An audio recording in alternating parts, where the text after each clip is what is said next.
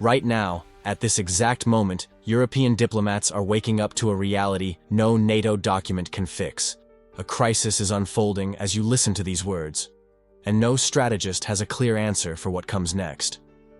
In July 2025, NATO launched the Pearl Initiative, an institutional mechanism that looked robust on paper.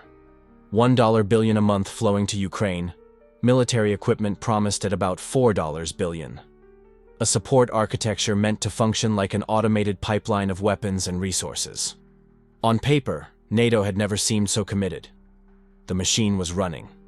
The numbers looked solid. Foreign ministers reaffirmed support in December 2025. Everything seemed under control. The uncomfortable truth: institutions that look strong on paper can hide fatal cracks in their foundation. And the foundation of European security is built on a 22-word phrase no one can define precisely when it matters most. Article 5 of the North Atlantic Treaty. 22 words promising absolute mutual defense. An armed attack against one or more members shall be considered an attack against them all. It seems clear. It seems unbreakable. But here's the question no one in the crisis room can answer precisely. What exactly qualifies as an armed attack? Not in theory or legal documents, but in practice. When submarine cables are sabotaged with no clear explanation. When cyber attacks shut down critical infrastructure in seconds. When accidents destroy strategic ports. When military facilities mysteriously catch fire. Russian troops crossing NATO borders? Sure, that triggers Article 5. But what about everything that happens below that threshold? That's the problem. Because that ambiguity isn't a bug in the system, it's a weapon being used against it. Think of the 2008 financial crisis. Remember those AAA-rated securities, those complex financial products that looked absolutely solid? Global banks trusted them. Regulators signed off. The metrics were perfect. And then, on a September Tuesday, it all collapsed. Lehman Brothers, 158 years of history, simply evaporated. $600 billion in assets, and in 24 hours they were worth nothing. Why? Because that apparent solidity was an illusion built on fragile assumptions no one had tested under real pressure. When the pressure came, the whole system proved hollow. The difference between appearing solid and being solid became clear far too late. The Pearl Initiative is the geopolitical equivalent of those AAA securities. $1 billion a month flows, yes. Equipment is promised, yes. But that support architecture is built on the assumption that the threat it faces will play by conventional rules. That Russia will eventually cross a clear line that unmistakably triggers Article 5. What if it never crosses that line? What if the strategy is precisely to exploit the gray zone where no one can agree whether the line has been crossed? Peace talks are 90 to 95% complete. Let that sink in. 95%. Almost there. So close to a resolution you can almost touch it. And yet stalled. The last 5% is about territorial concessions. 20% of Ukrainian territory remains occupied. Russia won't budge, Ukraine won't concede. And so the negotiations sit frozen in that tiny gap between almost agreement and complete failure. This is the illusion of incremental progress. When you're 95% complete, it feels like failure is impossible. But sometimes, the last 5% contains the whole problem. And while talks are stuck in that 5%, the real war isn't happening in the Donbass trenches. It's happening at the points where NATO can't agree whether something counts as a violation of Article 5. We're watching incremental collapse in real time, not through tanks rolling across borders, but through steady erosion of deterrence credibility. One below-threshold attack after another, one exploited ambiguity after another. And each time NATO doesn't respond because it's unclear whether Article 5 applies, the red line shifts further away. But there's something even more disturbing in the numbers. December 2025, 35,000 Russian casualties in 1 month. January 2026, 30,000 more. 65,000 soldiers lost in 2 months. Attrition rates that exceed Russia's recruitment capacity. By the textbook, that means imminent collapse. An army losing soldiers faster than it can replace them is, by definition, finished. Except it isn't. World War I taught us something disturbing about attrition. July 1916, the Battle of the Somme. On the first day, 20,000 British soldiers killed, 60,000 wounded, in 24 hours. For 4 years, armies sustained casualty rates that looked mathematically impossible to maintain. Hundreds of thousands killed in single offensives. And yet, the war continued. Because attrition isn't just about numbers. It's about political will. It's about how much suffering a system can absorb before society demands it stop. And different regimes have very different tolerances. Russia is waging a war of attrition that breaks the rules because conventional logic assumes unsustainable losses, force withdrawal. But what if winning territory isn't the goal? What if the goal is just enough pressure to exhaust European will, while exploiting the ambiguity NATO can't close? That's where Russian strategy reveals its full sophistication. Not invasion, sabotage, cyber attacks on critical infrastructure, cut submarine cables, fires at military depots, accidents at ports that choke supply lines. Each incident alone stays below the threshold that triggers Article 5. Together, though, they eat away at Europe's confidence in itself. Think of gray zone tactics as guerrilla warfare on infrastructure. Vietnam, 1968. The Viet Cong weren't taking Saigon with tanks. They cut a bridge today, blew up a fuel depot tomorrow, ambushed a convoy Thursday. Each attack too small to justify full escalation. Together, they made the enemy unable to function. That's exactly what's happening now in Europe. You attack supply lines, you create insecurity, and you do all of it below the threshold that justifies an all-out response. Russia is doing exactly that, but applying the concept to Europe's security architecture. Each gray zone attack puts NATO in an impossible position, responding as if it were an Article 5 attack risks escalating an ambiguous incident into full confrontation. Not responding signals that deterrence is hollow. 20% of Ukrainian territory remains occupied. Peace negotiations, as we've seen, are 95% complete, but frozen on the issue of territorial concessions. Meanwhile, the gray zone war intensifies not on maps, but in fiber optic cables on the bottom of the Baltic Sea, in Polish ports where warehouses mysteriously explode, and in power grids that suddenly fail with no clear explanation. The paradox is complete. Russia suffers casualties that should collapse its military capability. Yet those losses occur in a conventional secondary war to the real strategy, exploiting NATO's ambiguity. For that strategy, you don't need to win on the battlefield. You need to keep enough pressure so Europe perceives that America is no longer committed, and all that pressure converges on a single moment. Munich, February 2026. The Munich Security Conference is where Western leaders come every year to reaffirm commitments, to signal resolve, to tell the world that the Atlantic Alliance is strong. It's diplomatic theater, but theater that matters because signals matter in international relations.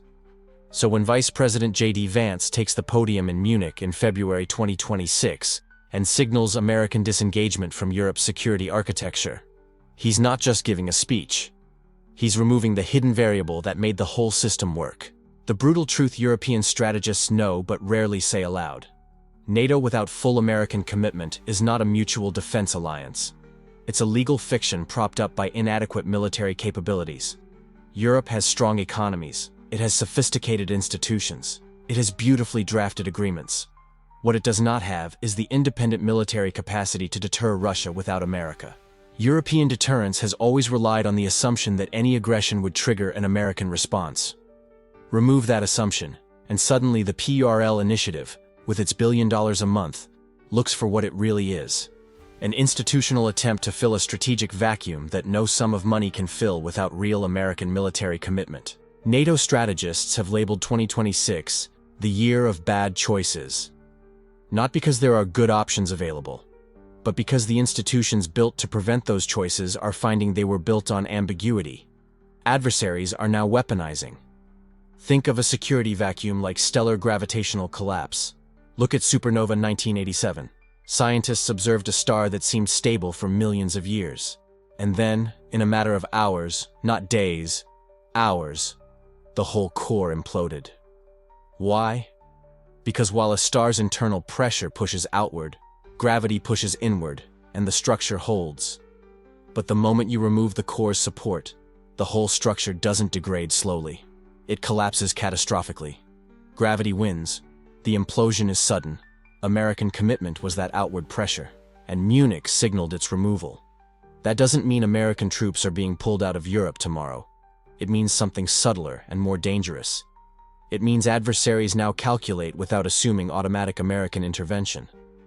And when adversaries recalculate that way, they begin testing limits that were previously off limits. The red line of 2026 is not Russia crossing NATO borders with tanks.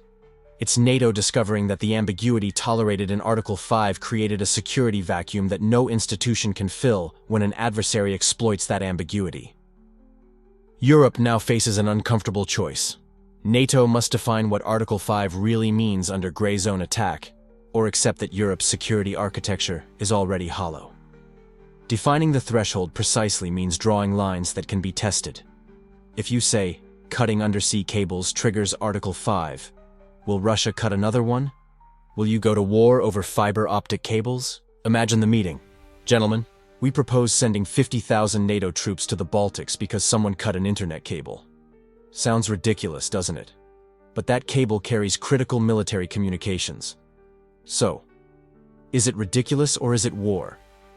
If you say cyber attacks trigger Article 5, how do you prove responsibility when hackers hide behind layers of deniability? If sabotage triggers Article 5, how do you tell sabotage from genuine accidents when the evidence is murky? These aren't hypothetical questions. They're operational dilemmas NATO commanders face right now. And each time the alliance doesn't respond because ambiguity lets them off the hook, deterrence erodes. The alternative is accepting that European security always was symbolic rather than real. That Article 5 only deters as long as no one tests it. That institutions built on deliberate ambiguity can't stand against adversaries who weaponize that ambiguity. 2026 is the breaking point where all these trends converge. Stalled peace talks, intensifying gray zone war, mounting Russian casualties, signaled American withdrawal. That's the moment incremental erosion becomes irreversible. Not that an invasion is coming tomorrow, but the credibility that kept it away has already evaporated. The 2026 red line isn't a line Russia will cross. It's when Europe realizes NATO can't even agree where the line is. Strategists spent decades building a security architecture based on strategic ambiguity. The idea was simple. If adversaries don't know exactly where the red line is, they'll avoid coming close. Cold War, 1962, the Cuban Missile Crisis. Kennedy never said exactly what the response would be if the Soviets installed missiles. He simply signaled, "Don't do it." And it worked. Why? Because Moscow assumed that testing the ambiguity would trigger a disproportionate American response. Maybe nuclear. Better not to find out. That logic worked for decades. But what if adversaries recalculate without assuming an American response? What if they deliberately test that ambiguity, knowing NATO is politically paralyzed about how to respond? Then strategic ambiguity becomes strategic vulnerability. A Pearl initiative, as we've seen, looked robust. But its robustness depended on the assumption it underpinned an alliance with credible deterrence.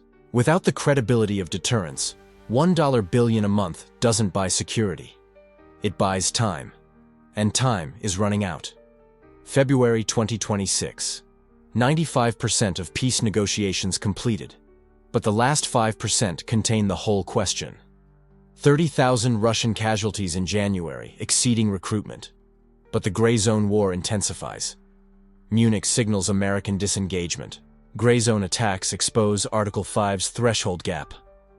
Everything converges on what strategists call the year of bad choices. What bad choices really means? Europe must choose between defining Article 5 under fire and risking that adversaries immediately test that definition, or avoiding definition and accepting that deterrence without credibility is just words on a treaty. Both choices are bad, but avoiding the choice is worse, because evasion lets the erosion continue. And at some point, incremental erosion crosses into irreversible collapse. That point is now. What happens when institutions built on ambiguity face adversaries who specifically weaponize that ambiguity? You find out whether the foundation was solid, or whether it was just an institutional illusion waiting for real pressure to reveal the hollow core. July 2025, NATO launched the Pearl initiative. It looked like a serious institutional commitment. $1 billion a month, promised equipment, an automated pipeline. December 2025. Foreign ministers reaffirmed support. January 2026. Russian casualties exceeded recruitment for the first time, suggesting pressure was finally working.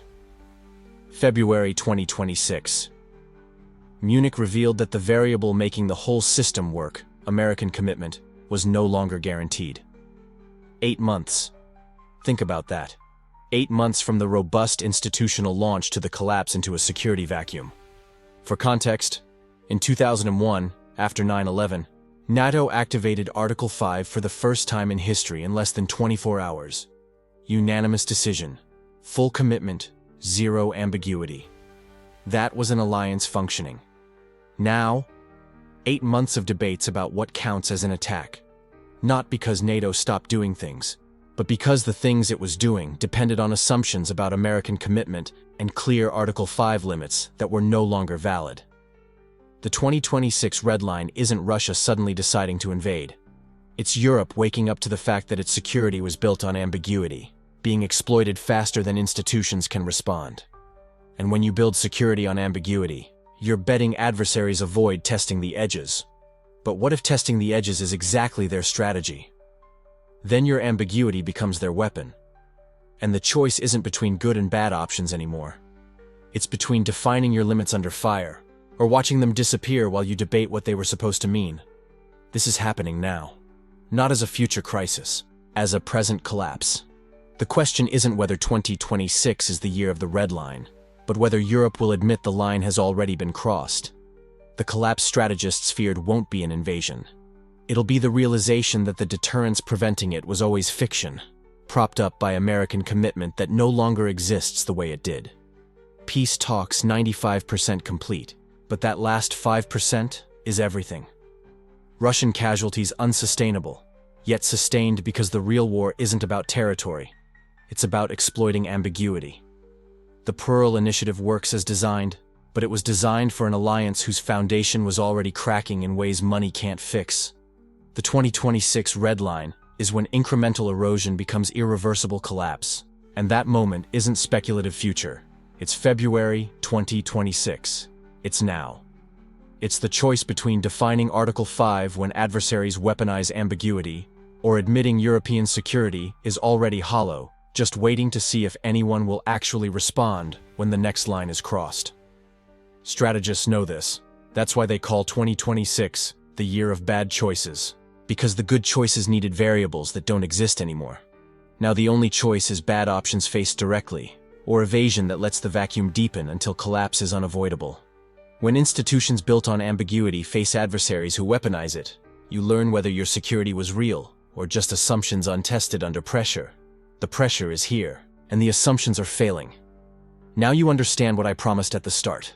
This isn't coming. It's happening now. The 2026 red line isn't about where Russia stops. It's about whether NATO can even agree where to defend before the vacuum becomes irreversible. You've seen the mechanics of collapse. You've seen how strategic ambiguity becomes strategic vulnerability. You've seen how solid-looking institutions hide fatal cracks. More importantly, you recognize the pattern now, and it doesn't end in 2026. It repeats whenever deterrence depends on untested assumptions. If this changed the way you see global security, leave a comment explaining which part affected you most. And if you want to understand the scenarios strategists are considering now but don't discuss publicly, the real timelines, the decisions being made behind the scenes, that kind of deep analysis is available to channel members. Because while the headlines will keep talking about peace talks, you now know where the real war is happening, in the gray zone where no one agrees whether the line has been crossed.